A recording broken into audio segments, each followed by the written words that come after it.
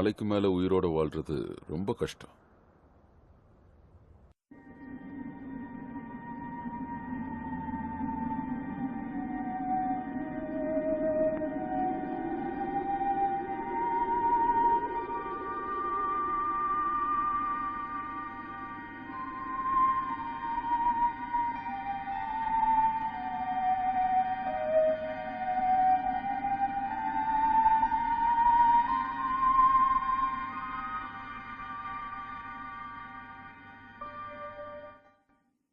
நபியே, ஓதுவீராக.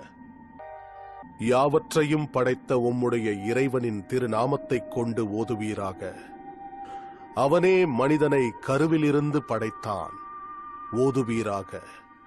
உம் இறைவன் மாபெரும் கொடையாளி. அவனே எழுதுகோலைக் கொண்டு கற்றுக் கொடுத்தான். மனிதனுக்கு அவன்